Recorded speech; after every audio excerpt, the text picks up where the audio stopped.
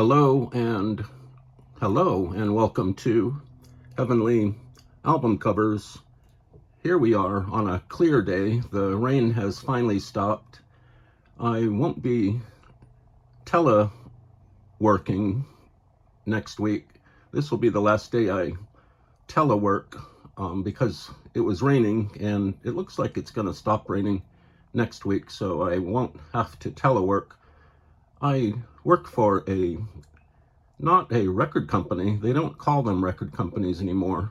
I work for a music company, and I do proofs, art proofs, drawing, illustration, and it's real easy to telework nowadays because you can just compress your artwork and send it through the internet pipeline now, the Wi-Fi pipeline sometimes. So it has really simplified my general work. And so it stopped raining. In the middle of all this rain this past month, I've been doing some research on rain. Rain is a really miraculous phenomenon, and this is how rain works. I just found this out. And the rain falls down from the clouds. Oops.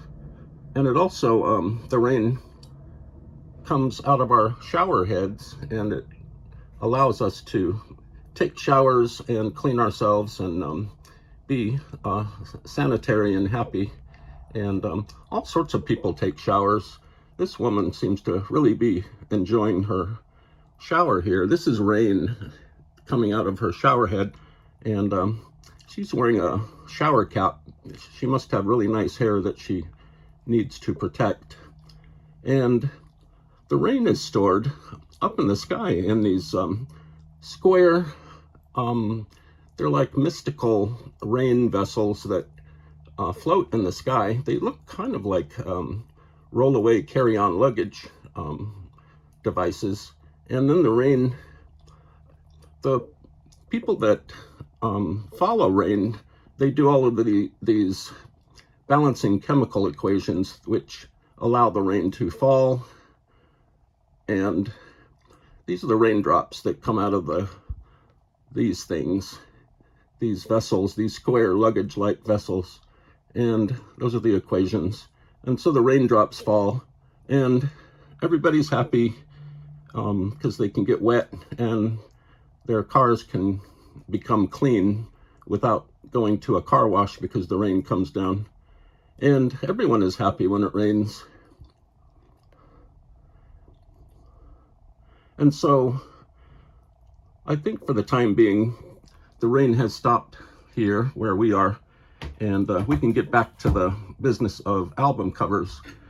And we've got a pretty full show episode today.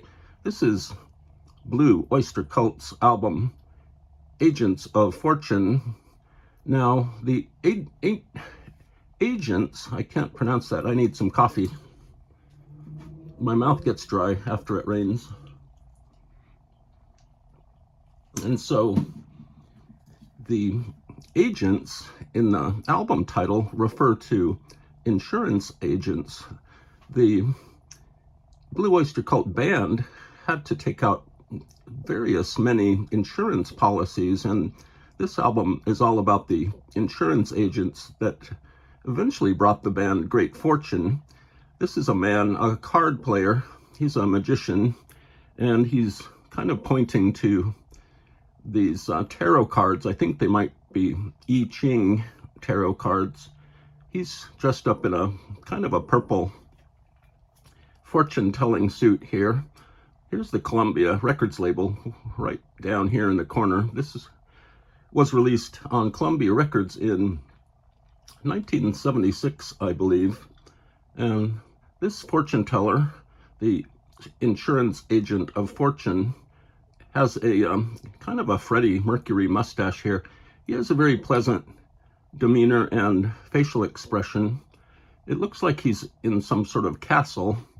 And here is the Blue Oyster Cult symbol. I think it's kind of like an Ankh symbol, a Egyptian Ankh symbol. let's look inside a little bit better. Let's look at the back first. This continues the motif here, and it's all one big scene. There is Saturn, which represents power and fortune, and looks like the moon, or maybe it's another planet. And the track list is up here. Now, this Agents of Fortune album had at least one gigantic pop hit. Let me drink a little bit more of this stuff, this coffee stuff. Now, the big, huge hit, which is still played all over the world all the time, was called, and is called, Don't Fear the Reaper. Now, a lot of people, a lot of fans of Blue Oyster Cult still believe that Don't Fear the Reaper was about the Grim Reaper, about death and dying and not making it out of the world. So that is not the truth. The song Don't Fear the Reaper is all about a blender. And back in the early days of Blue Oyster Cult, they were called the Soft White Undershirt, and they were a struggling band. They basically survived on shakes. They would just throw vegetables, fruit, table scraps into their blender, and they would make shakes, and they would survive, and they did survive. They were very successful later on, but there was a running joke among the Blue Oyster Cult, who were, at that time, they were called the Soft White Undershirt. They joked about this part of the blender. They called it the Reaper, and it's, in blenders, this part of the unit is very sharp and very dangerous, and so the members of the band would joke about this part of the blender. They would say, "Don't fear the Reaper." They called this the Reaper. Actually, it's just a set of blades that spins around. So that's where the Don't Fear the Reaper song comes from. And I heard that the group made some pretty good shakes. So let's look at the inside, which is really exciting. Here's a big panorama of, looks like they're playing roulette on a planet, maybe the moon. And there's planet Earth. Here's the members of Blue Oyster Cult. They're consulting this agent, this insurance agent of fortune here. She is overseeing the roulette game, and they're betting, and there are little symbols. The Ankh symbol here is on the chips, and that's really exciting. It, like I said, this came out in 1976. It was a huge album. The single Don't Fear the Reaper, which was about a blender part, was huge. It still is huge. And so that's Agents of Fortune by Blue Oyster Cult. We're going to show another Blue Oyster Cult album at the end of this episode. Inside the sleeve for this, the plastic sleeve, I found this specialty sleeve, probably from the 1950s. I stuck it in here to keep it flat, and it's just a beautiful sleeve. I think Little Richard was on specialty, so there's that also. The next album we want to look at is by, what is her name? I don't think she has a name. Marjorie Holmes, and it's sealed. We're gonna unseal this, unbox it right here on camera after it has rained. And I guess we already covered the scientific facts of rainfall. So here's the album. I'm going to gently rip off this totally protective plastic stuff. And let's look at Marjorie Holmes' album cover. We can get kind of close to it. In reality, I can hardly talk now. In reality, this cover photograph is very dark, so it helps that it's right up here, up front. looks like she's reading a religious book, maybe the Bible or maybe a cookbook or something. She's embedded in the trunk of a huge tree somewhere in the world, and they placed her name at the very bottom. It's really hard to see. This album is called I've Got to Talk to Somebody, God. And there she is, Marjorie Holmes, stuck there reading. She's got a kind of a quilt-like maxi dress on. More coffee time.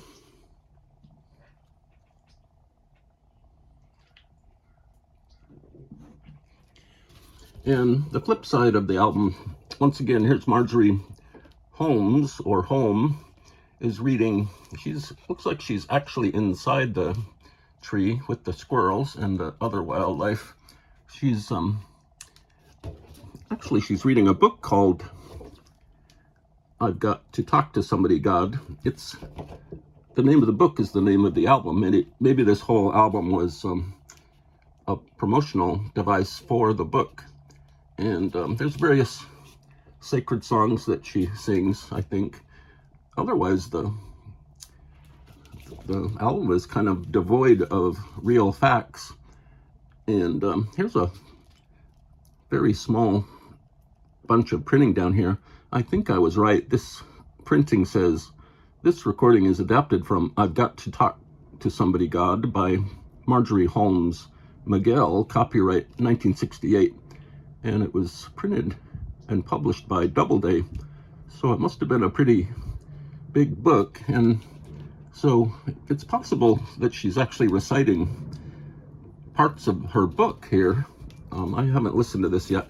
So that's I've Got to Talk to Somebody, God, from Marjorie Holmes, embedded in the gigantic tree trunk. And next up is an album that's somewhat related to this album, but kind of not. And it's, oh, here's Marjorie's label. It's on Sunday Limited Records out of Newington, Connecticut.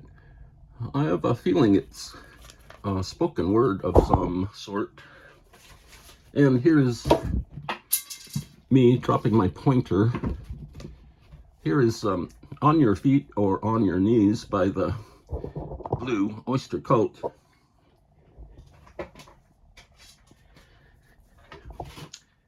You know, rain is, without rain we wouldn't be able to take baths together.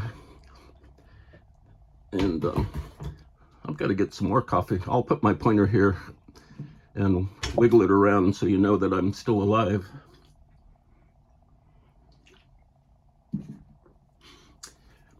And so I recently discovered that there's actually a film or a video, a promotional video for this actual cover, and wherein the Blue Oyster Cult drive this, it's like a Continental, or I don't think it's a Cadillac, but it's got 3 windows on each side.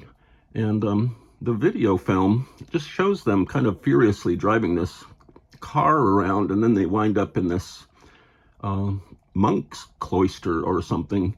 All of this background here, I believe, was pasted in later, because you can kind of tell that it doesn't quite match the background, this church kind of religious sacred place. But I'll try to find the link to the actual video. It's kind of an exciting video or film, promotional film. And so the lettering up here is absolutely stark raving great. It's got the fake metallic look, like a real classic rock logo album cover thing. And this car and the church are kind of enclosed in mist and clouds, and almost every copy I see of this album has the ringworm on it, the ringware. And the flip side is kind of a gloved pair of hands looking at the liner notes that are back here. And the members of Blue Oyster Cult, after they changed the name from the Soft White Undershirt, they became the Blue Oyster Cult. And here are the Blue Oyster Cult. It's Eric Bloom, Donald Buck Dharma, and Albert Bouchard, Joe Bouchard, and Alan Lanier. Buck Dharma is still around, and he's a really fast and flashy, flash and fasty guitar player. And we are opening the gatefold, and we see all of the members of Blue Oyster Cult. They're playing in front of these monks down here. There's like monk people with their hoodies on. This is way before they called them hoodies. And there's these Marshall amps behind them, and the sky has opened, and this is just monumental. You could like open it and close it, and it looks like 3D here. And so and this is a lot of elaborate packaging went into this double album. It's a live album, of course, everybody knows that. And it's early morning here, and I really need to take a shower, you know. That would wake me up. Even better would be like if I looked like that and then I took a shower, I'd be like firing on all cannons. And so the inner sleeves have really exciting live shots of the band, just doing all sorts of great rock, classic rock stuff on stage. They're like, this photograph was taken through like a camera with a crazy lens, and here's some individual shots here. Just wonderful. The actual labels repeat that motif, the open book motif, and that's really nice. I hope I'm not talking too close to the mic. At least I'm talking. That's saying something. And here are the former Soft White Undershirts, the Blue Oyster Cult people, the Blue Oyster Cult human people playing their special brand of rock. And this album is just chock full. Almost every song is great. It's got a song called Seven Screaming Dizbusters. I think that's from an earlier album. And a song called Buck's Boogie, where Buck Dharma just goes nuts. And Subhuman is good. Harvester of Eyes. All of these songs, they're just beautiful. And they really did not fear the Reaper, and they became a great band. It's all about not being afraid of the Reaper. And I think that's it. But a few weeks ago, I came across a Billy Preston album, and I didn't buy it because Billy Preston has allegedly had some weird stuff going on, and I just couldn't bring myself to buying this album. But I'd like to show it to everybody here. It's a Billy Preston album, and he's he's wearing a tuxedo, and part of him is invisible. He's like smiling, he's invisible, he's got his walking stick. It's a very kind of disturbing album cover. It's called Billy Preston on the Air, and I would have picked it up, but I don't really like Billy Preston anymore. I know he's long gone, but still.